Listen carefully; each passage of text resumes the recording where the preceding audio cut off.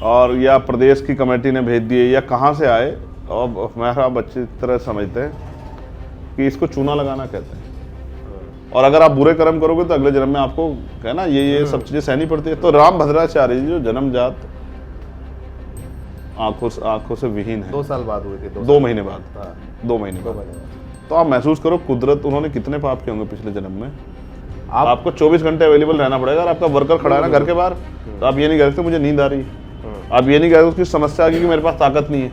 कोई इलाज के अच्छे इलाज ना मिलने के कारण कोई सड़क पर नहीं मरेगा, कोई आम आदमी सुसाइड नहीं करेगा, किसी की हत्या नहीं होगी। तमाम तरह की जो मुसीबत हैं लोगों के जीवन में वो समाप्त हो जाएगी, मुझे ऐसा लगता है 22 तारीख के बाद। अगर ऐसा नहीं होता और लोगों की ज़िंदगी सामान्य बनी रहती, तो फिर आपको और मुझे और सब लोगों को समझना चाहिए कि ये धर्म का विषय है और भाजपा इसका राजनीतिक फायदा उठाने के लिए सब कुछ कर रही है। आरपीआई बाबा साहब अम्बेडकर की पार्टी थी, मान्यवर काशीराम साहब ने बीएसपी बनाई क्योंकि आरपीआई में रास्ते बंद हो गए थे उनके लिए। वो आरपीआई में उनको घुसने नहीं दिया गया, जैसा बेंजी ने मेरे लिए बंद किए। मैंने तो सोचा कि चुनाव आयोग के दफ्तर के बाहर जाऊंगा, वहाँ जाकर बैठूंगा कि ये खेल खेलना बंद करो भाजपा के सारे को। जैसे हमने इंतजार किया कि बीजेपी एक एक करके सबको डिस्टर्ब कर दे, किसी पे ईडी से, किसी सीबीआई से, किसी पुरानी फाइल उठा के सबको इतना डिस्टर्ब कर दे कि अलायंस बन ही ना पाए।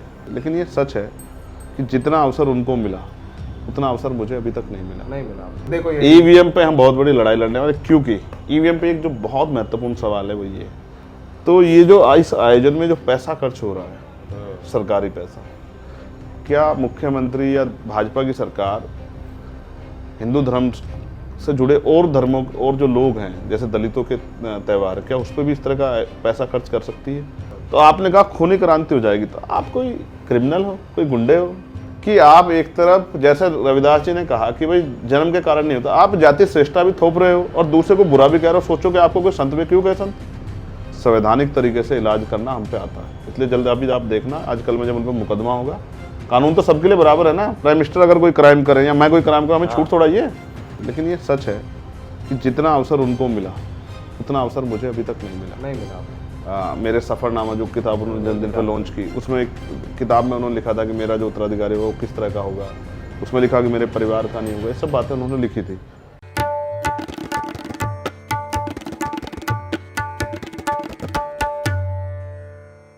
नमस्कार, द रेड माइक में आपका स्वागत है। मैं हूं सौरभ शुक्ला। देश में लोकसभा चुनाव नजदीक आ रहे हैं और ये बात भारत जोड़ो यात्रा के दौरान हमने तमाम जगह उठाई भी कि सत्ता में पहुंचना बहुत ज़रूरी है और सत्ता में पहुंचने के तमाम हथकंडे हैं। जिस तरीके से राम जन्मभूमि और राम मंदिर के प्राण प्रतिष्ठा का ज़बरदस्त प्रचार हो रहा है, तो राहुल गांधी की न्याय यात्रा निकल रही है। वहीं तमाम तरीके के लुभावने वादे, माहौल सब तैयार किया जा रहा है।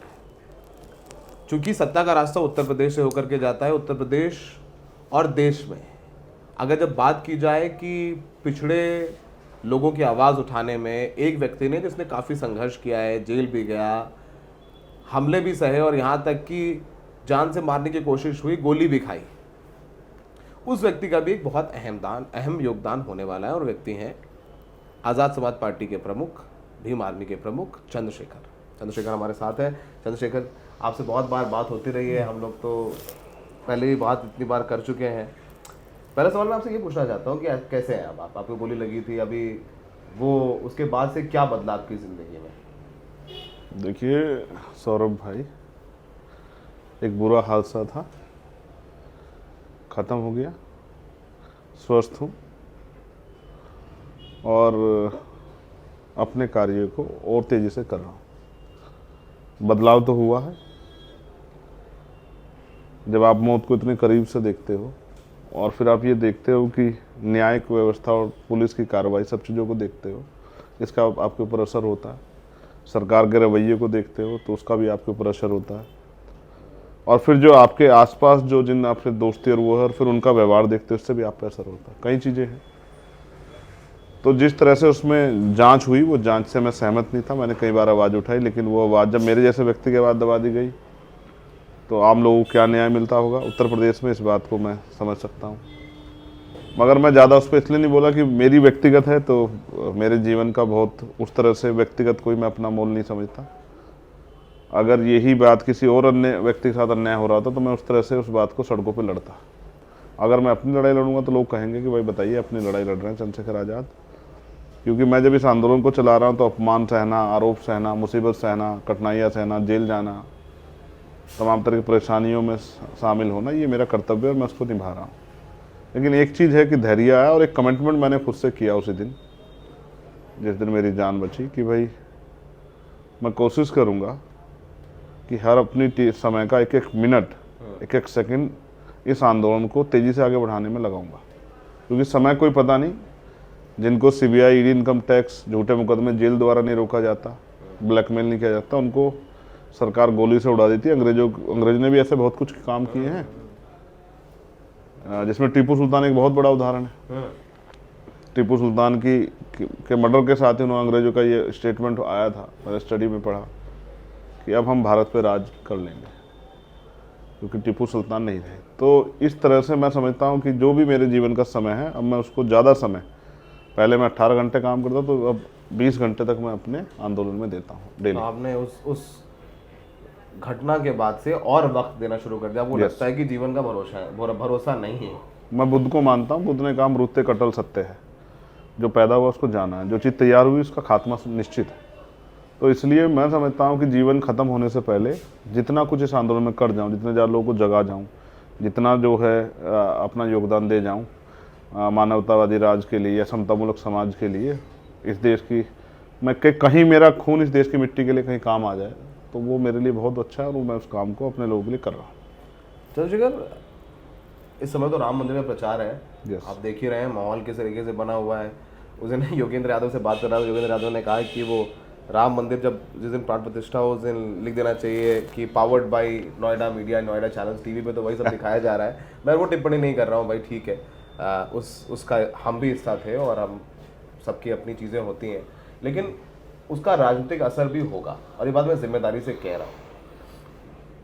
जिन पिछड़ों की लड़ाई आप करते हैं, और आप बोलते हैं आप सबकी लड़ाई करते हैं, लेकिन खासकर पिछड़े वर्ग जो कि सबसे ज़्यादा दबा कुचला रहा है उसकी लड़ाई आप करते हैं, उस समाज में राम मंदिर का प्रचार अच्छे से किया जा रहा है।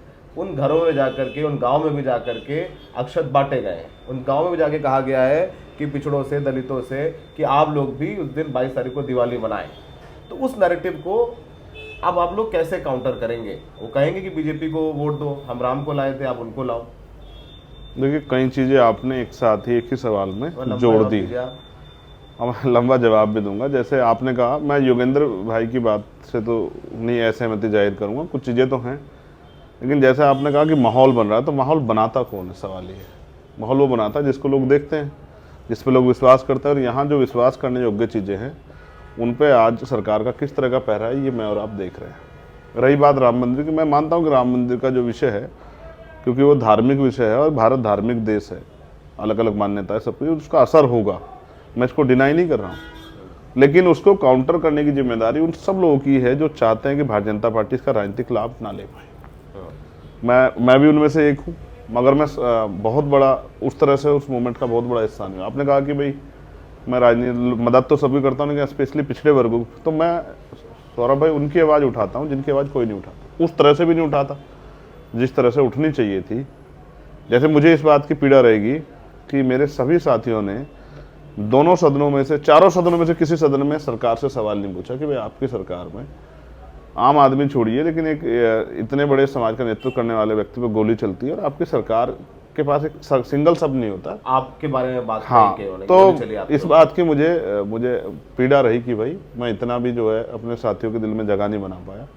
लेकिन मैं आपसे फिर ये कहूँगा, आपने कहा कि भाई वो प्रयास कर रहे हैं, आप सोचिए कि पीले चावल घर घर बांटे जा रहे हैं और आम आदमी को ये भी नहीं पता वो पीले चावल आए कहाँ से। वो उसी नगर के अध्यक्ष ने भाजपा के वहाँ से तैयार करके पीला रंग लगा के भेज दिए, और या प्रदेश की कमेटी ने भेज दिए, या कहाँ से आए। और मेरा बच्चे तरह समझते हैं कि इसको चूना लगाना कहते हैं। तो भारतीय जनता पार्टी धर्म के नाम पे जिस तरह चूना लगा रही है जनता को, और राम नाम के नाम पे जिस तरह की लूट मची हुई है, ये भी इतिहास में दर्ज होगा कि जब लोग भूखे मर रहे थे, लोगों पर खाने को रोटी नहीं थी, पहनने के लिए अच्छे कपड़े नहीं थे, पीने के लिए साफ पानी नहीं था, लोग सर पे छत नहीं थी, सर्दी का मौसम था, ठटर रहे थे लोग। आप और मैं दिल्ली में घूमते हैं, दिल्ली में मैं देखता हूँ ना, बहुत सारे लोग जब कोहरा पड़ता है जिस दिन, तो वो पूरी रात और दिन कुछ कबाड़ कुछ कूड़ा जला के उसी के पास हाथ सेक के अपने बच्चों को लेके बैठे रहते हैं। हम उस देश में जी रहे हैं, वहाँ धर्म के लिए सब चीज़ें धर्म के ऊपर आगे दंडवत हैं, लेकिन व्यक्ति को सुख सुविधा या सोशल सिक्योरिटी जिसको कहते हैं कि हर व्यक्ति की जो टैक्स देता है उसकी जिम्मेदारी सरकार को, चाहे उस पर घर होना हो, चाहे उस पर रोजगार होना हो, लेकिन वो टैक्स देता है। जब भी कोई चीज़ परचेज करता है, खरीदता है, उसको टैक्स देना पड़ता है। जब भी वो किसी चीज़ का लाभ लेता है उस तरह से अपने लिए टैक्स देना पड़ता है। उन सब के जिम्मेदारी भी सरकार को उठानी चाहिए। अभी एक सूचना आई कि 20 रुपये लगभग गन्ने पे बढ़ाए। आप समझिए कि अगर सब कुछ धर्म के आधार पर ही हो रहा होता और उसी से सारा फायदा हो रहा होता तो फिर 20 रुपये नहीं बढ़ाने पड़ते, क्योंकि धर्म एक ऐसी चीज़ है, धर्म एक अफीम से कम थोड़ा ही है। आदमी भूखा प्यासा रह के भी धर्म को सींचता है। और जैसा एक चीज़ आपको इसको सुधार करना पड़ेगा हमें, जो ये नारा लगता है कि जो राम को लाए हैं हम उनको लाएंगे, हम उनको लाएंगे, इसका मतलब मैं मान लूँ कि राम अब तक भारत में थे ही नहीं, तो वो कहाँ थे और उनको वो कहाँ से लाए। तो मैं तो धर्म की राजनीति में इसलिए जाता क्योंकि इसका एट द लास्ट फायदा, अगर आप कुछ भी बोलोगे बीजेपी को होगा। लेकिन एक सवाल ही है सबसे बड़ा जो मेरे दिमाग में, मुझे लगता है हो सकता है 22 तारीख के बाद बदलाव हो जाए कि जैसे राम आ जाएंगे तो भुखमरी लोगों की खत्म हो जाएगी, बेरोजगारी नौजवानों की खत्म हो जाएगी, किसानों की आमदनी दुगनी हो जाएगी, समस्या खत्म हो जाएगी, बहन बेटियों का, किसी बहन बेटी का रेप उत्तर प्रदेश में देश के किसी कोने में नहीं हो, क्योंकि राम आ गए हैं। और कोई इलाज के अच्छे इलाज ना मिलने के कारण कोई सड़क पर नहीं मरेगा, कोई आम आदमी सुसाइड नहीं करेगा, किसी की हत्या नहीं होगी, तमाम तरह की जो मुसीबत हैं लोगों के जीवन में वो समाप्त हो जाएगी। मुझे ऐसा लगता है 22 तारीख के बाद अगर ऐसा नहीं होता और लोगों की ज़िंदगी सामान्य बनी रहती है तो फिर आपको और मुझे और सब लोगों को समझना चाहिए कि ये धर्म का विषय है और भाजपा इसका राजनीतिक फायदा उठाने के लिए सब कुछ कर रही है। और जनता जब तक अपने असल मुद्दों पर सरकार से सवाल नहीं पूछेगी तब तक उनकी ज़िंदगी में कोई सुधार नहीं होगा। अब उस राजनीति पर आते हैं।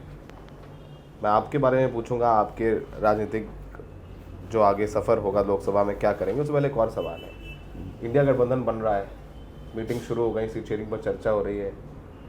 बसपा ने बहन जी ने कह दिया कि वो किसी अलायंस में नहीं जा रही हैं। उनके जो नए उत्तराधिकारी हैं उन्होंने ट्वीट कर दिया, चढ़ छाती पर गुंडों की बटन दबेगा, चढ़ छाती पर गुंडों की बटन दबेगा हाथी पर। उन्होंने ट्वीट कर दिया है। तो अब उसके बाद तो जो लग रहा था कि एक माहौल बन जाएगा, उत्तर प्रदेश में वापस आएंगे और बीजेपी को रोकना, और वो भी बीजेपी को रोकने की बात करती हैं, पर वो उन्होंने अलायंस करने से मना कर दी। पहले इस पर आपकी टिप्पणी करिए, फिर मैं आपके बारे में बात करूँगा। देखो, आपने कहा कि वो बीजेपी को रोकने की बात करते हैं, लेकिन अभी की उनकी जिस तरह का उनका जो उन्होंने डिसीजन लिया उससे वो लग रहा है कि बीजेपी को सत्ता से जाने से रोकने का काम वो लोग कर रहे हैं। एक होता है कि बीजेपी को सत्ता में आने से रोकना, एक है बीजेपी जो सत्ता में वो चली ना जाए उसको रोकना है। तो देखो, देश देख रहा है कि आज किस दौर में। एक तो मैं इंडिया अलायंस के साथियों से भी बहुत चीज़ों पे सहमत नहीं, इसलिए सहमत नहीं हूँ कि जो व्यक्ति जिस लेवल का है या जिससे जितना फायदा हो सकता है, हमें भाजपा से सीखना पड़ेगा। देखो, मैं तो राजनीति में नया हूँ, बिल्कुल। अगर उनको पता है कि ओम प्रकाश राजभर से 2 वोट का फायदा हो रहा है, उसने हमें चाहे कितना बुरा भला कहा है, हमें उसकी जरूरत है तो हमें उसको लेना चाहिए।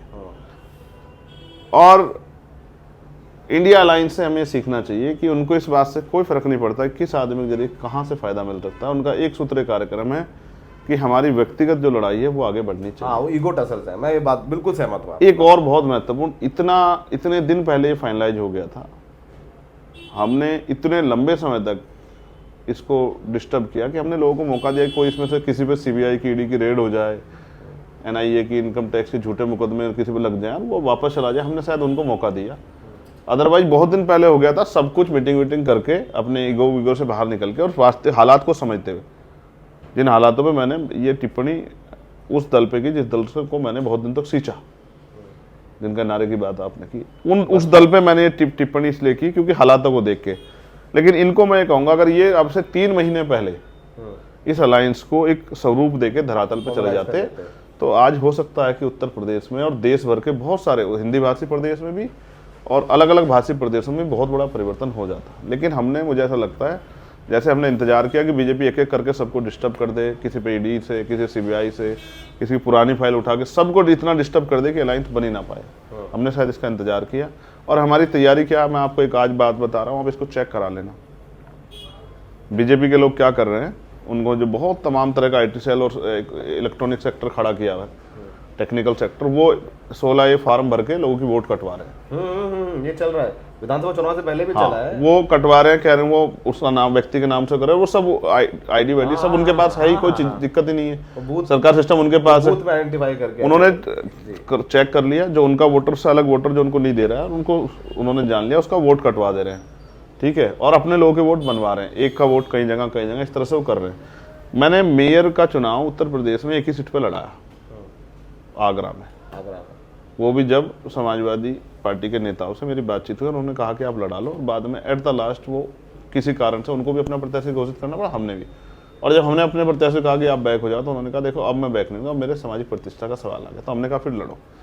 तो जब मैंने उसको स्टडी किया, क्योंकि हम समीक्षा करते हैं, तो हमने ये देखा कि 1,70,000 वोट वहाँ कटे, और उन बस्तियों से कटे जिन बस्तियों से भाजपा को ये एहसास था कि वोट नहीं मिलेगा। अब ये वोट विपक्ष ने तो कटवाए नहीं होंगे, तो अभी आपको जब ये चुनाव में आएंगे ना, उससे पहले इसमें पार्टी को काम करना होता है, हर विधानसभा में 20-25 हजार वो लोग वोट कटवा चुके होंगे, और इतना एरर ऑफ मार्जिन जो है ना हारने के लिए बहुत है। फिर आप 50-50 हजार से बहुत सीटें हारे, 30 हजार से, अब आप देखो 1-1.5 लाख वोट तो पहले ही साफ हो जाएगा। तो जब वो जिस दिन मैदान में आएगी तो ये नहीं पता ना कौन लड़ने वाला है, कौन सी सीट कौन लड़ेगा, तब उनको यही नहीं पता तो मेहनत क्यों करे भाई, आदमी एक पैसा और अपनी जो साधन संसाधन क्यों जुटाए।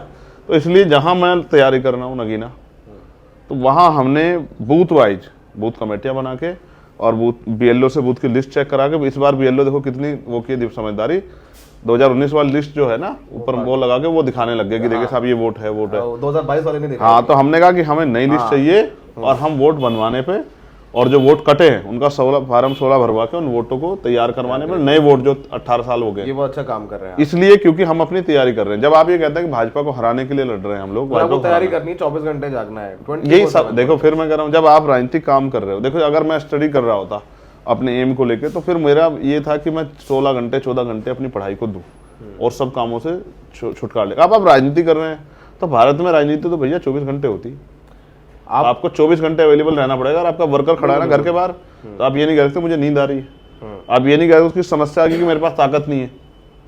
जब मैं एक पुरानी बात आपको बताता हूँ, बड़ी दिलचस्प है। 2007 से 12 हमारे यहाँ हमारी सरकार थी, बहुजन समाज पार्टी, और हम उसके वर्कर थे। तो जब कोई गलत हम देखते थे तो हम अपने पार्टी के सीनियर लोगों से कहते थे कि भाई ये गलत हो रहा है, तो वो हमसे कहते थे भाई इस पे मत बोलो, हल्ला मचेगा, सरकार की बदनामी होगी, तो हमें चुप करा देते थे। अब छोटा कार्यकर्ता, सामान्य कार्यकर्ता चुप हो जाएगा, नेता की बात मानेगा। और जब सरकार चली गई, जैसे 2012 में अखिलेश सरकार, फिर एक बड़ी घटना, मैंने उनसे फिर कहा, उन्होंने कहा अब हमारी सरकार है, हम कुछ है नहीं, हम कुछ कर नहीं सकते। मतलब ये मेरे लिए ऐसा अनुभव था। बसपा ने तो सड़कों में संघर्ष करना बंद नहीं, मुझे ऐसा लगा मेरे लिए इतना कड़वा अनुभव था कि जब आप सत्ता में थे तब आपने कहा कि मुंह पर टेप लगा के रखो क्योंकि सरकार बदनाम हो जाए, और आप सत्ता में नहीं, आप कह रहे हैं हम पे कुछ है नहीं, तो भाई इसका मतलब तो आम जनता को मरने दिया जाए या सरकार को लूट करने दी जाए। आप नगीने से तैयारी कर रहे हैं? यस, मुझे पता है। तो आपकी बात हो गई अखिलेश यादव, जो कि मुझे लगता है कि अलायंस में सबसे बड़े पार्टनर होंगे उत्तर प्रदेश में, कांग्रेस में, तो आपकी वो आपस में बैठ के सहमति हो गई, जयंत चौधरी अखिलेश यादव ने बैठ के आपको कह दिया कि गो अहेड चंद्रशेखर, हम आपके साथ में हैं? देखिए, अखिलेश जी उत्तर प्रदेश में विपक्ष के सबसे बड़े नेता हैं सर, और जयंत चौधरी जी भी, और कांग्रेस भी उनके साथ अलायंस में, उनका अपने चल रहे, और तो कोई उत्तर प्रदेश का दल नहीं है। और जयंत चौधरी जी और अखिलेश जी मेरे बारे में बहुत अच्छा सोचते हैं, बेचारा, वो भी समझते हैं कि उस सीट को कौन रोक सकता है। जब वो कह रहे हैं भाजपा को हराने के लिए, तो वो इस बात को समझते हैं कि भाजपा को रोकने के लिए किस तरह के प्रत्याशी की जरूरत है। और मेरी बात उनसे 2022 ये जो 23 में जब ये नगर पालिका नगर पंचायत चुनाव, मैंने तभी अखिलेश जी को ये बात बताई थी कि उन्होंने मुझसे पूछा था कि अब क्या करोगे, तो मैंने कहा मैं पार्लियामेंट की तैयारी करूंगा नगीना, और मैं तभी से 1.5 साल से लगा हूँ। अभी मेरी काफ़ी बीच में बातचीत नहीं हुई है, लेकिन मुझे उम्मीद है कि वो भी चाहते हैं कि भाई भाजपा का जो ये है गुंडा राज, तानाशाही का राज, लोकतंत्र की हत्या का राज, इस राज को में मिलने, इसको रोकने के लिए कुछ अच्छे साथी मजबूती से लड़ें। तो मुझे उम्मीद है कि जब एट फाइनल बातचीत होगी तो वो भी मुझे मदद करेंगे, ऐसा मुझे विश्वास है। चूँकि आप बसपा के कार्यकर्ता रहे हैं, आप मायावती जी को बुआ जी बोलते रहे हैं, अभी उन्होंने अपना राजनीतिक उत्तराधिकारी घोषित किया आकाश आनंद को। अभी तक उन्होंने मेरा फ़ोन नहीं उठाया है, मैंने उनको फ़ोन भी किया था और उनसे बोला था कि भाई मैं उत्तर प्रदेश में कवर करता हूँ, NDTV में भी था तब भी, और अभी मैं बात करना चाहता हूँ आपसे। वो मिस कॉल देने की बात कर रहे हैं पार्टी के लोगों को जोड़ने के लिए, और वो हमसे बात नहीं करते हैं। तो जिस समाज का प्रतिनिधित्व मायावती जी करती हैं, उस समाज में आप देखते हैं कि आकाश आनंद को वो स्वीकार करेगा समाज, क्योंकि वो परिवारवाद के खिलाफ मायावती ने बहुत बोला है, चाहे मुलायम सिंह अखिलेश के खिलाफ बोला है, वो कांग्रेस के खिलाफ भी बोलते रहे, अब वही उन्होंने अपने भतीजे को बनाया। अब तो लगता है वो स्वीकार्यता होगी। देखिए, ये जो समाज है इसकी स्वीकार्यता के दो पैमाने। एक तो ये बहुत लंबे समय तक चीज़ों को टेस्ट करता है, बहुत करीब से देखता है एक एक चीज़ को कि ये आदमी जिसके साथ हम काम करने वाले हैं ये हमें छोड़ के तो नहीं भागा, ये किसी और का आदमी तो नहीं है, ये हमें कोई बेवकूफ़ तो नहीं बना रहा है। तो बहुत लंबे समय तक टेस्ट करते हैं। इस टेस्ट में बहुत सारे लोग तो निराश होकर वापस निकल जाते हैं। वो आते तो अच्छे उद्देश्य से हैं लेकिन निकल जाते हैं सोच के कि भाई ये तो हमारी मदद नहीं कर रहा है। तो दूसरा ये ताकत देखते हैं कि अगर कोई आदमी ताकतवर है तो ताकतवर, क्यों कमज़ोर जो है कभी किसी कमज़ोर का सहारा नहीं बन सकता है। एक हर कमज़ोर अपने सहारे के लिए एक ताकतवर व्यक्ति को ढूंढता है कि भाई अगर ताकतवर है तो हम उसकी मदद लेंगे। और लोकतंत्र में राजनीतिक रूप से ताकतवर व्यक्ति ही समाज की मदद कर सकता है। मैं इतने बहुसंख्यक लोग मेरे साथ जुड़े हुए हैं लेकिन उस तरह से समाज की मदद उस तरह से नहीं कर पा रहा हूँ, जैसे किसी को रोजगार देना या कोई बड़ी योजना वो करना, वो उसके लिए तो वो सरकार की जरूरत है। तो मैं समझता हूँ कि ये स्वीकार्यता काम के आधार पे होगी कि आपने जो काम आपको दिया आपने उसको कितनी अच्छी तरह से किया। इस बार तो बहन जी ने उनके कामों पर पर्दा डाल दिया कि उनको पूरे राजस्थान में घुमा के, पूरे मध्य प्रदेश में घुमा के, तेलंगाना भेज के और छत्तीसगढ़ भेज के और बड़े बड़े वो करके कि हम सरकार बना रहे हैं। और जब 1-1% वोट आया और एक सीट भी नहीं जीत पाए कई स्टेटों में, तो बहन जी ने उसको उधर तो पर्दा घेर लिया हालातों को देखते हुए। लेकिन ये सच है कि जितना अवसर उनको मिला उतना अवसर मुझे अभी तक नहीं मिला आपको। और जितने साधन संसाधन और स्पेस और एक स्थापित पार्टी उनके पास है, उनके मजबूत संगठन है, पूर्व में विधायक, वर्तमान सब कुछ उनके पास है। अगर वो अच्छा नहीं कर पाएंगे तो फिर समाज स्वीकार नहीं करेगा। देखो, मैं तो उनको ये नहीं कहता कि वो घर बैठ जाए, मैं उनसे कहता हूँ काम करें, हम भी काम कर रहे हैं। अब समाज को तय करना है कि बेहतर काम कौन करेगा और उनके लिए बेहतर विकल्प कौन हो सकता है। मेरी उनसे कोई लड़ाई नहीं है। मैं संत रविदास जी को मानने वाला व्यक्ति हूँ। मैं कोई कटुता किसी के प्रति नहीं रखता हूँ। जैसे आपके सामने कैमरे पे हूँ ऐसे ही बाहर भी हूँ और मैं सबका मंगल चाहता हूँ। मैं किसी के लिए बुरा नहीं सोचता। मगर मैं फिर ये कहूँगा कि बहन जी ने जो वादे समाज से किए थे, नेता का कमिटमेंट समाज पे असर डालता है। जो कमिटमेंट उन्होंने किए थे अपनी जो है उसमें लिखा, मेरे सफ़रनामा जो किताब उन्होंने जन्मदिन पर लॉन्च की, उसमें एक किताब में उन्होंने लिखा था कि मेरा जो उत्तराधिकारी होगा वो किस तरह का होगा। उसमें लिखा कि मेरे परिवार का नहीं होगा। ये सब बातें उन्होंने लिखी थी।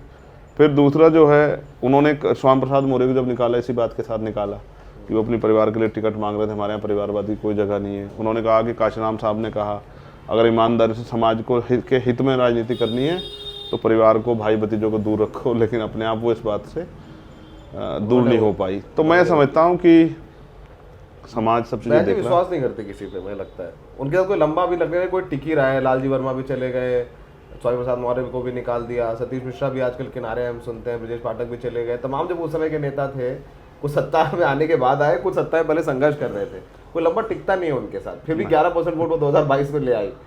इस बात को और करीब से समझना पड़ेगा और इसको आप अपने और मेरे ऊपर समझ सकते हैं क्योंकि जो प्रैक्टिकल है वो बहुत आसान है। आप भी एक बड़े भारत के एक बड़े मशहूर चैनल में काम करते थे, तो टिकना और निकाल देने में थोड़ा सा फर्क है। एक आदमी को सीधा निकाल दिया जाता है कि भाई मैं आपको फायर कर रहा हूँ, फटो। दूसरे आदमी को इस हालात में ले जाया जाता है कि उस तक कहता है कि साहब मेरी जो है जय भीम, मैं रहा हूँ, चल, मुझसे ये होगा नहीं। जिस आदमी की जो अहमियत है उससे आप वो काम नहीं लोगे और उसको आप जो है ठिकाने लगा दोगे। बहुत सारे ऐसे नेता थे जिनका नाम हम सुनते थे बचपन से कि भाई ये आदमी बड़ा नेता, ये बहुत अच्छा काम करता है, बहुत ज़मीन से उठ के आया, बहुत बड़ा, वो ऐसे ऐसे करके उन्होंने बहुत सारे लोगों को किनारे लगाया। क्यों किनारे लगाई वो बेहतर वो जानती होंगी। देखिए, अगर बात उत्तराधिकारी की जाए तो नसीम सिद्दीकी कभी बसपा में उत्तराधिकारी पद के दावेदार नहीं थे। ना ही लालजी वर्मा थे, ना ही रामचल राजभर थे, क्योंकि बसपा के कॉन्स्टिट्यूशन में और स्पेशली जब बसपा कमान बहन जी के हाथ में तो उसमें लिखा गया कि जो भी उनका उत्तराधिकारी होगा वो, मैं तो जाति का नाम लेता हूँ, उन्होंने लिखा अपनी किताब में कि वो चमार जाति का होगा और मुझसे इतने साल छोटा होगा। ना तो ये बहन जी से इतने साल छोटे हैं, ना इस जाति के। तो इसलिए ये बात तो स्पष्ट कर दी जाए कि वो उत्तराधिकारी नहीं थे। लेकिन उनका इलाज क्यों किया गया ये वो बेहतर जानते होंगे। मैं तो ये मानता हूँ क्योंकि ये आंदोलन संघर्ष का आंदोलन है, इसमें किसी का भी योगदान कम नहीं है, बहुत मेहनत करनी पड़ती है। मैं ना आपसे सवाल पूछना चाहता हूँ, आपको क्या इस बात की तकलीफ होती है कि उसी समाज से आप आते हैं, yes. उसी समाज से मायावती जी, उनका संघर्ष, मैं इस बात की, एक दौर में मायावती जी ने बहुत संघर्ष किया, उनके लोगों ने बहुत संघर्ष कर दिया, इसमें कोई दो राय नहीं है। मतलब वो उनसे कोई नहीं छीन सकता। चंद्रशेखर आजाद ने लाठी खाई है, गोली खाई है, आपसे कभी कोई नहीं छीन पाएगा, कभी नहीं कोई छीन पाएगा। सहमत। आपको इस संघर्ष करने के बाद आपको लगता है कि जो सम्मान मायावती जी को आपको देना चाहिए था, वो आपको टीम के लोग आपको टीम बी कह देते हैं बीजेपी की, जो कि मुझे लगता है आज ही फिलहाल तो 10, 15, 12 साल में देख रहा हूँ इस तरीके से आपका संघर्ष है समाज के लिए, उतना शायद किसी ने ना किया हो। मैं कालका जी में थाने में ले जाके आपकी चाहे पिटाई की बातों में आंखों के सामने पिटाई हुई, जब आप लोग यहाँ पर दिल्ली में वो यात्रा कर रहे थे, उसके बाद चाहे आप पर पहले यूएपी NSA लगाने की बात हो, आप पर गोली चलाने की बात हो, आए दिन आप पर ये होता रहता है। वो सम्मान मायावती जी की तरफ से या उस समाज की तरफ से नहीं मिला है, क्योंकि जो मिलना चाहिए था, क्योंकि 11% वोट शेयर देखिए, मैं फिर बोलूँगा विधानसभा में बहन जी को मिला है। यस। पीड़ा होती है इस बात की आपको? नहीं, पहले तो इस बात को मैं और मजबूती से कहूँगा, जो बात आपने की बहन जी के विषय में, कि उनसे उनका कोई संघर्ष नहीं छीन सकता, ये एक अटल सत्य है। उन्होंने बहुत काम किया, एक महिला होकर इतना काम करना, पता नहीं क्या क्या सहा होगा उनको। मैं इस बात से मैं उनको कभी मैं जिंदगी में जीते जी छोड़िए मरने के बाद भी उनके बारे में एक अपशब्द के बारे में नहीं सोच सकता, क्योंकि मेरे लिए वो हमेशा सम्मानित है, आदरणीय, और हमेशा वो मेरे लिए बड़ी ही रहेंगी परिवार की। मैं उनका धन्यवाद देता हूँ कि उन्होंने इस आंदोलन को इतना कुछ दिया। लेकिन अब दो चीज़ें ही हैं, जैसा आपने मुझसे कहा कि भाई आपको पीड़ा होती है, नहीं मुझे कोई पीड़ा नहीं है, क्योंकि मैं भी, मेरे पीछे कोई बहुत बड़ा फेम नहीं है, मेरे पीछे कोई बहुत बड़ा नाम नहीं था। मैंने जो कुछ कमाया भीम आर्मी के साथियों के साथ संघर्ष करके कमाया, इसलिए मैं आज फिर आपके चैनल पे भीम आर्मी के सभी साथियों का धन्यवाद करूंगा, शुरुआती दौर से लेकर अब तक के आज़ाद समाज पार्टी, जिन्होंने इतनी मेहनत की मेरे साथ मिलके। लेकिन एक प्राइमरी स्कूल के हेड मास्टर के बेटे को इतना सम्मान देना, मैं भी राजस्थान चुनाव लड़ के आया, कई सीटों पर हम दूसरे, कहीं 10 दर्जनों सीटों पर हम तीसरे नंबर पर, ये एक छोटी उपलब्धि नहीं है।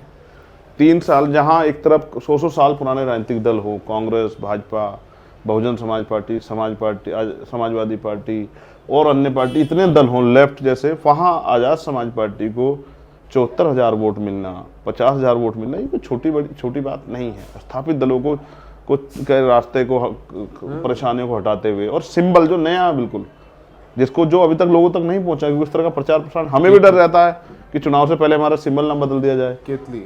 आप विश्वास करो, मैं आपको कोर्ट का ऑर्डर दिखाऊंगा, नॉमिनेशन का आखिरी दिन था मध्य प्रदेश में, जिस दिन हमें सिंबल अलॉट हुआ कि हमारा केतली चुनाव चिन्ह रहेगा, और वो भी कोर्ट के आदेश के बाद। मैंने तो सोचा कि चुनाव आयोग के दफ्तर के बाहर जाऊंगा और वहां जाके बैठूंगा कि ये खेल खेलना बंद करो भाजपा के सारे पे। भाई आप हमें प्रचार के लिए कोई बहुत साधन थोड़ा, ये हमारा प्रचार कैसे होगा? आप हमें सिंबल अलॉट नहीं कर रहे, चुनाव बिल्कुल सर पे आ गया, नॉमिनेशन हो रहे हैं उसके बाद। तो हमने आखिरी दिन सिंबल भेजे लोगों को, अपना चुनाव चिन्ह केतली लोगों तक पहुंचाया।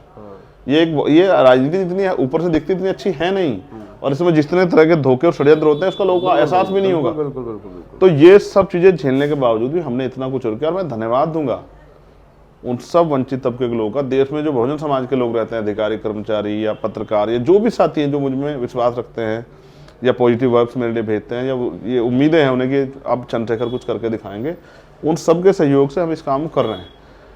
जब पहले बहुजन समाज पार्टी बनी, बहुजन समाज पार्टी से पहले DS4, बाम सेफ, तो जब शुरुआती दौर में चुनाव लड़े 400 वोट मिलते थे। उस मुकाबले आज टेक्नोलॉजी के ज़माने में देखो, हमारी स्पीड उनसे कई गुना ज्यादा है। 50,000, 70,000, 75,000 वोट मिले हैं। ठीक है। एक जो ये फिर मैं आपके यहाँ भी दोहराऊंगा कि अभी भी जो विरोध की वजह से, क्योंकि वो दल उनका हमारा अलग है, तो वो बार बार ये कहते हैं कि चंद्रशेखर आजाद को दल नहीं बनाना चाहिए था। आप ये दो चीजें समझिए, बहुत महत्वपूर्ण। पहला, RPI बाबा साहब अम्बेडकर की पार्टी थी, मान्यवर काशीराम साहब ने BSP बनाई, क्योंकि RPI में रास्ते बंद हो गए थे उनके लिए, वो RPI में उनको घुसने नहीं दिया गया, जैसा बेंजी ने मेरे लिए बंद किए। उन्होंने लिखा ट्वीट करके चंद्रशेखर आना चाहता, हमने इसको लिया नहीं। ठीक है, उन्होंने खुद ट्वीट किया इस बात का, लोग जानते नहीं ना सच्चाई, और मैं क्योंकि लड़ना नहीं चाहता इसलिए कहता नहीं हूँ। तो RPI के रहते काशीराम साहब ने BSP बनाई, तो क्या बाबा साहब के विरोधी थे काशीराम साहब? बिल्कुल नहीं थे। या उनको मूवमेंट से धोखा कर रहे थे, लेकिन उनके दिल में करने की वो थी, जो स्थापित लोग तो उन्होंने नहीं बैठने दिया। ऐसे ही BSP के रहते जब दरवाजे बंद हो गए तो मैंने SP बनाई। तो क्या ऐसा थोड़ा है कि मैं बेंजी का, काशीराम साहब का विरोधी है बाबा साहब का? उस आंदोलन को जितना आगे बढ़ाना चाहता हूँ, जितनी पीड़ा मेरे दिल में जो मैं सह गया हूँ, मैं उस लड़ाई को कामयाब करना चाहता हूँ। आपने रास्ते बंद कर दिए तो मैं मजबूर हूँ, तो मुझे काम तो करना ही है। इसलिए मेरा उनसे कोई विरोध नहीं है। एक हर चीज का एक समय होता है। आज हम बच्चे से जवान हुए, जवान से बूढ़े भी होंगे। तो चीजों को पीछे छोड़ते हुए हमें समाज हित की लड़ाई लड़नी है, और समतामूलक समाज बनाने के लिए राजनीतिक ताकत की जरूरत है। मैं आपसे सवाल अपने सोच के आया था, लेकिन जब बात पे निकलती है क्योंकि हम दोनों लोग उत्तर प्रदेश से, इतना कुछ जानता हूँ मैं आपके बारे में, अब पॉलिटिक्स में पूछता ही चला जाऊंगा। मैं एक मिनट आपको रोकूंगा, आपका सवाल अगर आप संभाल पाए। आप जब ये बात कालकाजी थाने वाली बता रहे थे ना, मारपीट वाले की, जब मैं इसको अभी बता देता हूँ ना कभी टीवी चैनल पे या अपने लोगों के बीच में, तो कुछ लोग इसको सोचते हैं कि मैं चुनावी मतलब राजनीतिक स्टंट कर रहा हूं। मेरे सामने हुई थी बात, तो उनको ऐसा लगता है कि चंद्रशेखर झूठ बोले, ऐसा हो नहीं सकता है। मैं था, लेकिन मेरे आज भी याद है कि मैंने एक ही साथ 250 से ज्यादा लाठियां खाई, मुझे याद है, मेरे सामने हुई। इस वजह से क्योंकि मैं अपने लोगों के लड़ने के लिए गया, बाकी मेरी उसमें कोई व्यक्तिगत लड़ाई नहीं थी। मंदिर था जो तोड़ा था, मंदिर, रविदास मंदिर वाला, रविदास मंदिर, मुझे याद है, मेरे सामने पिटाई हुई, लटका के मुझे पीटा गया। मेरे सामने लाठी। अब 12 दिन से भाई मैं उठ नहीं पाया, तिहाड़ में सीधा नहीं हो पाया। मुझे पता है कि मैंने कैसे झेला होगा। मेरे सामने अगर मेरा कोई स्वार्थ होता, बहुत जिम्मेदारी के साथ कह देता हूँ मैं अपने रेड माइक पे कि उसमें तो चंद्रशेखर जी को मार खाते हुए मैंने देखा था, लाठियां वो हो। अगर मुझे एमपी एमएलए बनना, मेरा कोई स्वार्थ होता तो मैं तभी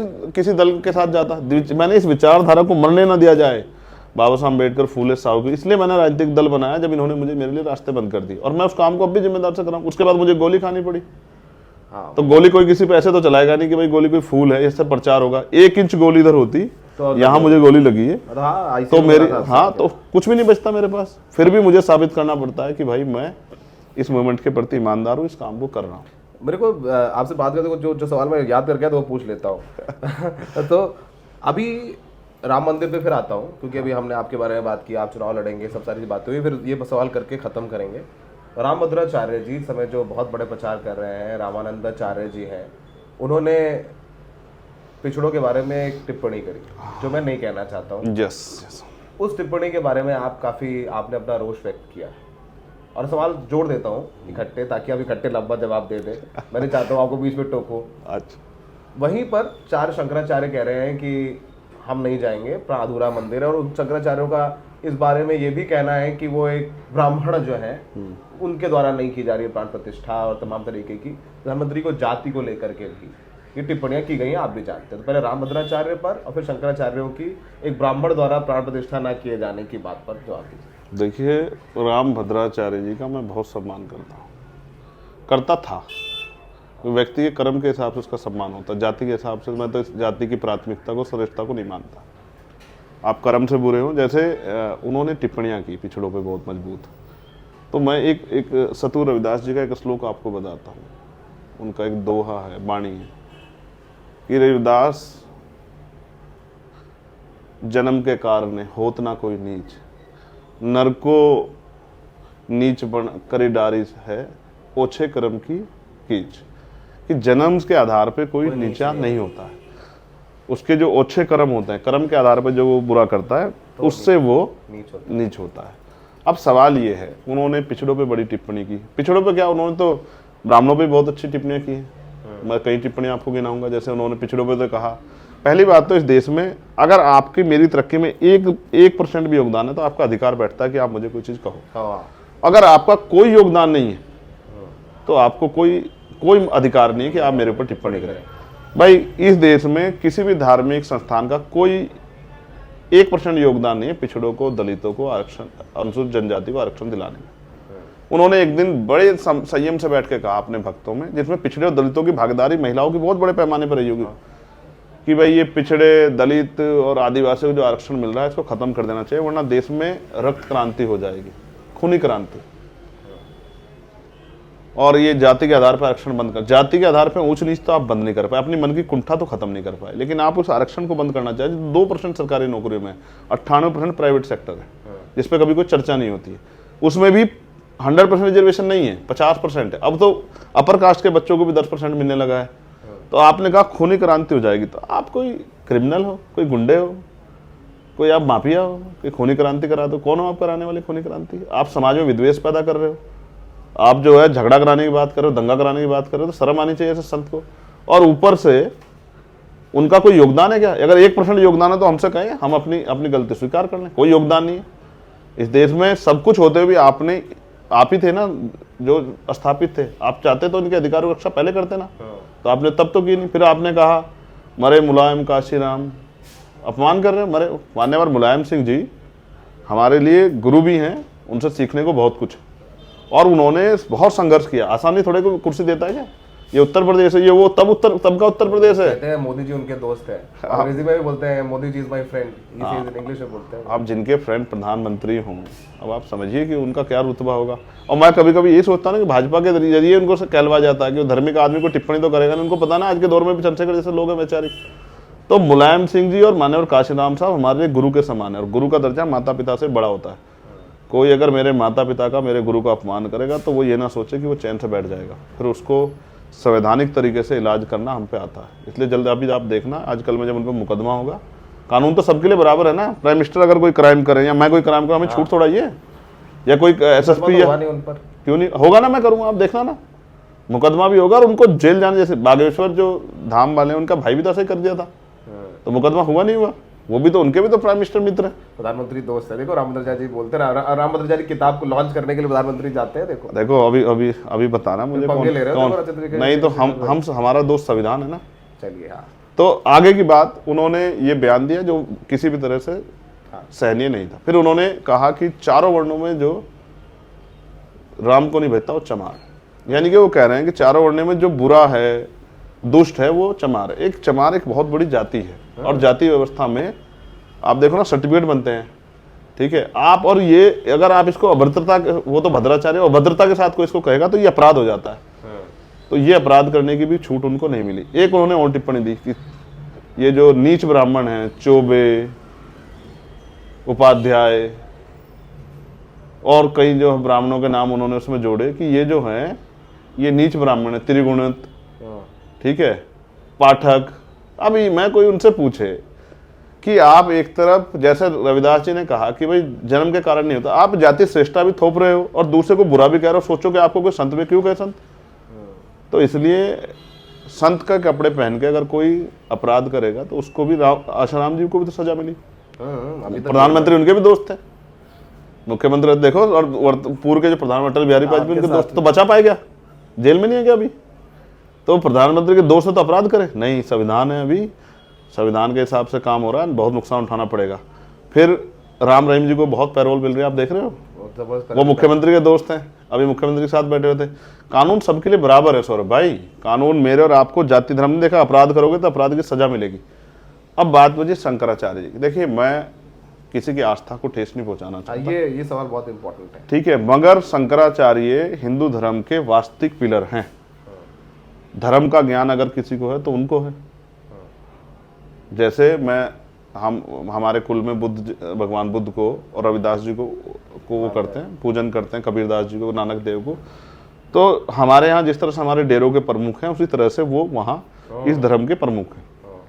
अब उनके यहाँ उसमें जो विधि है, चाहे वो पूजन की हो, चाहे वो प्राण प्रतिष्ठा की हो, वो सबका उन्होंने एक, जैसे संविधान में नियम बना है, उन्होंने एक नियम बनाया है, ठीक है। उस नियम को प्रधानमंत्री जी कुचलने का काम कर रहे हैं। मगर प्रधानमंत्री ये भूल जा रहे हैं कि वो कितनी भी सुप्रीम पावर हो, लेकिन देश में व्यवस्था के आधार पर जो सुप्रीम पावर है वो इस देश के ब्राह्मण समाज के लोगों के पास है। वो इस बात को बार बार भूल जाते हैं। वो चाहे रामभद्रा जी उनके मित्र हों, देखो रामभद्रा जी को सुना आपने, वो कहते हैं पहले मैं ब्राह्मण हूँ, फिर मैं संत हूँ, फिर मैं एक समाज का धार्मिक ये हूँ, फिर तो वो भी अपनी जाति को नहीं छोड़ पाते। तो आप महसूस करो कि शंकराचार्य जी जो इस कुर्सी पर विराजमान है, वो कैसे इतने बड़े आयोजन को मोदी जी के हाथ से करवा देंगे, वो पाप के भागीदार क्यों बनेंगे। और मैं तो अभी स्टडी करने लगा, जब से इधर चल रहा है, तो मैंने ये भी पढ़ा कि जो पूर्व जन्म का एक सिद्धांत है हिंदू धर्म में कि जैसे कर्म करते हो अगले जन्म में आपको वैसा जन्म मिलता है, और अगर आप बुरे कर्म करोगे तो अगले जन्म में आपको है ना ये सब चीजें सहनी पड़ती है। तो रामभद्राचार्य जी जो जन्मजात आंखों से विहीन है, 2 साल बाद हुए थे, 2 महीने बाद, 2 महीने बाद। तो आप महसूस करो कुदरत, उन्होंने कितने पाप किए होंगे पिछले जन्म में, और जो आज उनको जो है कुदरत ने उनसे उनकी आंखों की रोशनी छीन ली कि वो उन्होंने इस सृष्टि को देखने में, 2 महीने के बच्चों को क्या ज्ञान होता है, इस सृष्टि को देखने में दिया। आप देखो फिर भी इस देश के लोगों ने उनको संत मान लिया। दलित का मतलब दबा कुचला होता है, दलित जाति नहीं होती, अनुसूचित जाति हमारा शेड्यूल कास्ट जो है उसको कहते हैं, अनुसूचित जनजाति। दलित का मतलब दबा कुचला, सताया गया। तो देखो मैं तो उनको दलित ही समझता था कि भाई वो इतने सताए गए हैं, उनके आंखें भी नहीं, उनको तो सारा चाहिए चलने के लिए, हम तो चल सकते हैं, तो मैं तो दलित मानता। लेकिन मुझे बाद में पता लगा कि दलित भी हो आप, दबे कुचले भी हो, लेकिन जातीय कुंठा से बाहर नहीं हो। तो ये गलत है। बाकी शंकराचार्य जी ने जो बयान दिए हैं वो अपने धर्म की मान्यताओं के हिसाब से दिए, और मैं समझता हूँ कि ईश्वर तो कण कण में है। हम तो वो हैं जो कहते हैं मन चंगा तो कटौती में गंगा। तो हमारे तो हम आस्था और उम्मीद और जो श्रद्धा है वो आदमी के दिल में होती है। दिखावा करने से मैं भी झूठ में चला जाऊं तो ये दिखावा करने से इसका राजनीतिक लाभ तो आप ले सकते हो, लेकिन सत्यता से अगर आप जमीर बेच के कोई काम करोगे तो वो ठीक नहीं होगा। मैं जैसा हूं वैसा ठीक हूं। मैं दिखा के वोट के लिए दिखावे काम नहीं करता। इसके लिए तो हमारे देश में प्रधानमंत्री जी बहुत है दिखावे काम करने के लिए। चंद्रशेखर से बात करके बहुत हमेशा ही मज़ा आता है। मैंने इनका इंटरव्यू तब भी किया जब ये इनको गोली लगी, बिस्तर पे ये थे और इनको डॉक्टर्स ने बोला था मना करने के लिए, इन्होंने तब भी बात करी। ये जेल से निकले जब एनएसए लगा तब भी बात करी। कालका जी में जब वो लाठी खा रहे थे उससे थोड़ा पहले ही बात की, उसके बाद इन पर लाठी पड़ गई। तो चंद्रशेखर की बात हमेशा बहुत गंभीर तरीके से अपनी बात कहते हैं और संघर्ष करते हुए नजर भी आते हैं। मेरा एक सवाल आपसे बाकी है अभी, बताइए। वो मेरा सवाल आप कंप्लीट कर लो फिर बताता हूँ। मैं तो रैप कर रहा था, पूछिए ना। पूछिए। अच्छा, पूछिए। मेरा सवाल ये है, जब ये देश संविधान चल रहा है और सब लोगों के लिए समानता की बात होती है, टैक्स तो हर कोई देता है, जबकि इससे राजनीतिक रूप से मुझे नुकसान हो सकता है, लेकिन सत्य कहने में नुकसान की परवाह करोगे तो फिर आप जब कल कुदरत से सामना होगा जिसने आपको जीवन दिया, जिस सारी सुख सुविधाएं दी, आपको मजबूत बनाया, उसको क्या जवाब दूंगा ये भी सोचता हूँ। तो ये जो इस आयोजन में जो पैसा खर्च हो रहा है, सरकारी पैसा, क्या मुख्यमंत्री या भाजपा की सरकार हिंदू धर्म से जुड़े और धर्मों और जो लोग हैं जैसे दलितों के त्यौहार, क्या उस पर भी इस तरह का पैसा खर्च कर सकती है, या सिखों के आयोजन पर भी इस तरह का? जबकि वो कहेंगे कि सिख तो अपने आप बहुत मजबूत हो कर सकते हैं, लेकिन आप कर सकते हो? या आप जो पिछड़ों के धार्मिक वो हैं या जो महापुरुष हैं उनके आयोजनों पर भी इतना बड़ा इस तरह से सरकारी रिसोर्सेज खर्च कर सकते हो जिस देश में इतने बुरे हालात हों? मैं आपसे जानना चाहता हूं, क्या ये आर्थिक समानता सरकार जो सबका साथ सबके विकास की बात करती है, क्या ये उन पर भी, जैसे मुसलमान भी इस देश का ऐसा वो भी टैक्स देते हैं, तो क्या उनके आयोजन पे इस तरह का पैसा खर्च कर सकते हैं? ईसाइयों के आयोजन पे खर्च कर सकती है? ठीक है, मैं सरकार नहीं हूँ पर मैं जो मेरी जितनी लिमिटेड अंडरस्टैंडिंग है सुझाव देता हूँ। बीजेपी को पता है उनका वोट बैंक क्या है। ठीक है, ठीक है, वोट बैंक क्या है, और मैं बिल्कुल एडिटोरियल बात कह रहा हूँ। उनको पता है उनका वोट बैंक क्या है, उनके पास वो मशीनरी है। ठीक है, उस दिन उन्होंने 22 तारीख को छुट्टी घोषित कर दी। उत्तर प्रदेश जो ज़्यादातर जो राज्य हैं उत्तर प्रदेश में छुट्टी घोषित है। मुझे किसी ने बताया गोवा में भी छुट्टी घोषित कर दी, वहाँ बीजेपी की सरकार, जबकि वहाँ पर क्रिश्चियंस काफ़ी तादाद में हैं और दूसरे धर्मों के लोग भी हैं, वहाँ पर भी छुट्टी घोषित कर दी गई। आप देखेंगे धीरे धीरे बीजेपी शासित राज्य हैं वहाँ उस दिन छुट्टी घोषित कर दी जाएगी। बात इस समय ये है कि जब, फिर मैं वही बोल रहा हूँ कि भद्राचार्य जी का जो बयान आया जिस पर आपने इतनी सारी बात बोली कि मुकदमा करूंगा था, जो बिल्कुल गलत बात है, उस पर चर्चा नहीं हुई किसी चैनल पर भी। लेकिन इस बात पर ज्यादा चर्चा हुई कि राम मंदिर का उद्घाटन है, बड़े बड़े एंकर जाकर राम भद्राचार्य जी का इंटरव्यू ले रहे हैं। कल मैंने इंटरव्यू लेते हुए देखा, एक बहुत बड़ी एंकर उनका इंटरव्यू ले रहे थे, बहुत वो दास रूप में बैठी हुई थी और वो अपनी बात कह रहे थे। तो उन्होंने इंग्लिश में बोला कि prime minister Modi is my friend. तो coming back to your question, आर्थिक समानता की बात कर रहे हैं, लेकिन जिन लोगों की आप बात कर रहे हैं वो वोट बैंक नहीं। ठीक है, उनसे जब उनकी बात आएगी तो कहा जाएगा कि देखिए राशन मिल रहा है, तमाम तरीके की चीजें हो रही हैं और सबका साथ, सबका विकास, सबका विश्वास, इन तरीके की तमाम तरीके की बातें होंगी। लेकिन अंततोगत्वा मैं यही कह रहा हूँ कि एक नैरेटिव बनाया जाता है, उसको नैरेटिव लिखा जाता है, बनाया जाता है, फिर उसको लोगों तक पहुंचाया जाता है। मैं यही आपसे कह रहा था कि ये कॉन्स्टिट्यूशनली इनलीगल है। आर्टिकल 15A में ये नहीं, कोई सुने ना सुने। अच्छा, अगर रेप हो रहा है और कोई सुन नहीं रहा है तो इसका मतलब हम उसका विरोध ना करें, सच ना करिए। मैं फिर आपसे कह रहा हूँ कि ये कॉन्स्टिट्यूशनली गलत है।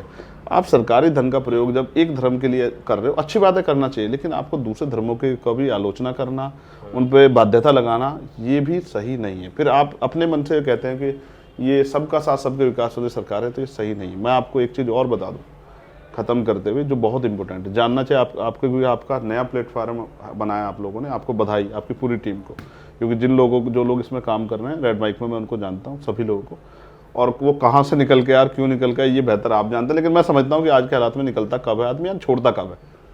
हमने बहुत कुछ प्लान किया है इस देश में जो भविष्य में हम लोग अब ताकत मिलने पर करना चाहते हैं, जो हम पे पॉलिसी में है।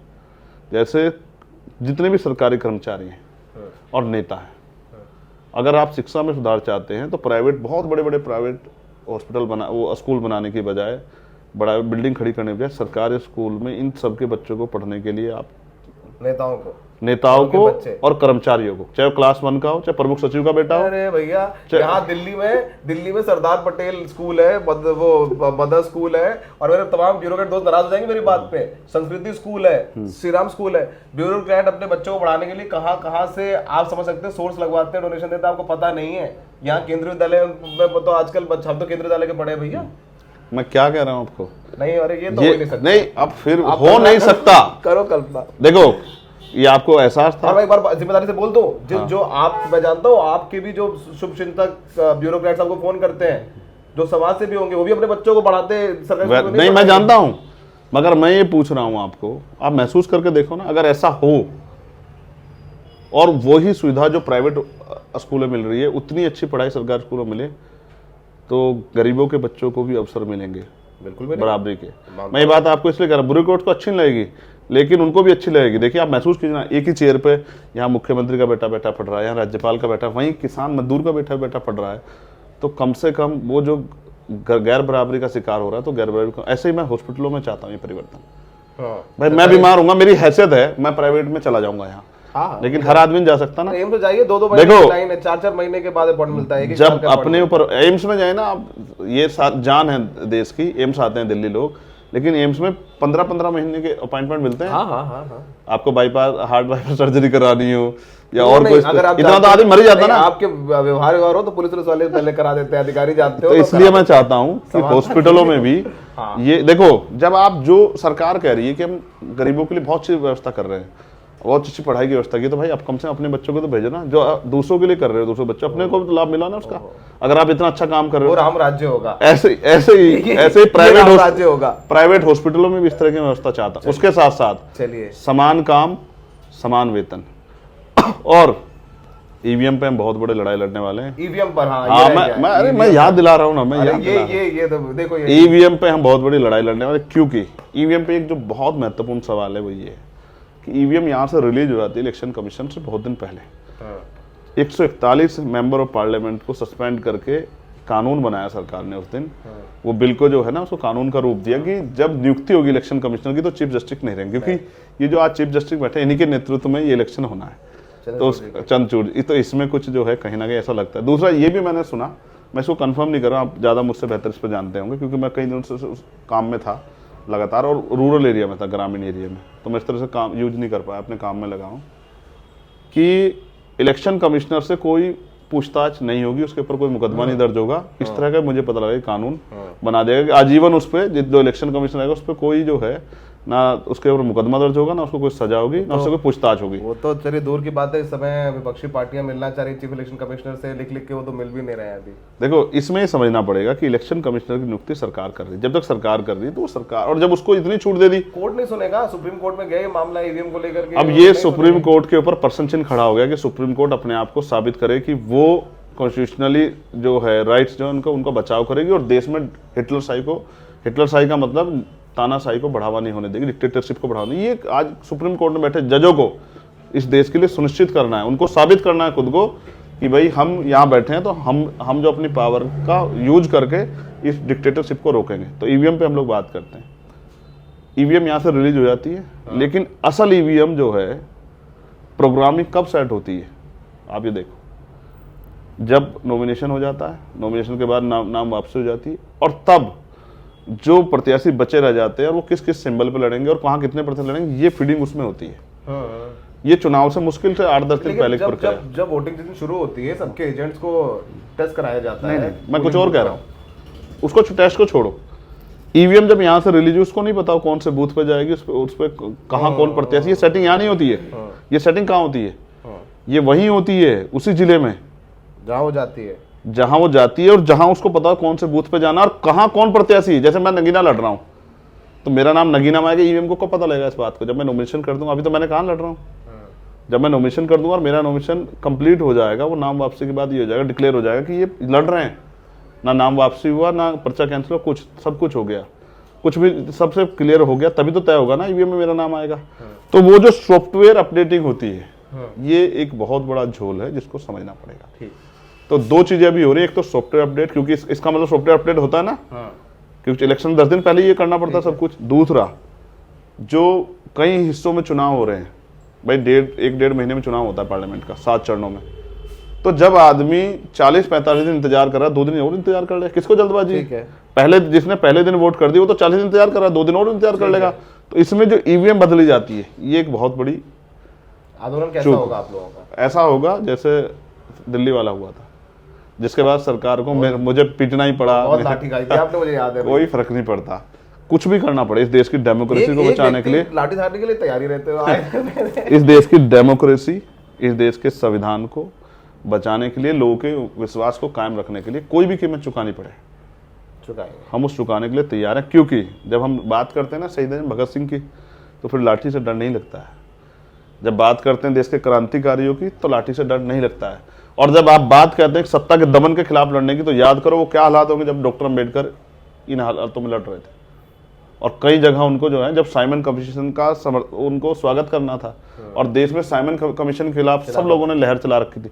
तो अपने हितों को किस तरह से प्रोटेक्ट करना है, किसी भी आलोचना को सहने के लिए, ये डॉक्टर अम्बेडकर से हमें सीखना चाहिए। स्टैंड लेने के लिए फिर किसी चीज की जरूरत नहीं है। तारीख बताएंगे कब से शुरू करेंगे?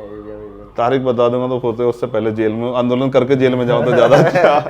तो ये देखिए, रेड माइक पे हम लोग बहुत अनफिल्टर्ड टाइप बात करते हैं चंद्रशेखर से बड़े। आज बहुत इतने इंटरव्यू के, लेकिन इतना खुल के बात जो है, मैंने सवाल ही पूछे बात खुल के, और आपने खुल के जवाब भी दिया। आज एंकर भी हो गए थे चंद्रशेखर जी।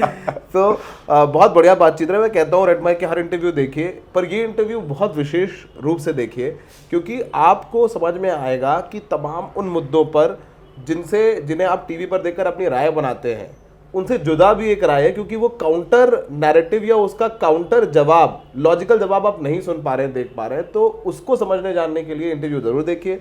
हमेशा कहते हैं चंद्रशेखर जी, आगे भी कह रहे हो लाठी खाने को तैयार हो, आंदोलन करने को तैयार हो, अभी चुनाव लड़ेंगे, सब इनका साथ देंगे नहीं देंगे एक बड़ा सवाल है। अब आगे इनसे बात करते रहेंगे। लोकसभा चुनाव में नगीना से इनकी दावेदारी है, और केंद्रीय चुनाव चिन्ह इनका है। तो ये जाति से ऊपर उठ के, बाबा साहब ने भी अपनी किताबों में लिखा कि जिस दिन देश के लोग जाति से ऊपर उठ के मुझे देखेंगे, मेरे देश के प्रति समर्पण को देखेंगे, मेरे संघर्ष को देखेंगे, उस दिन लोगों को मुझसे प्रेम हो जाएगा।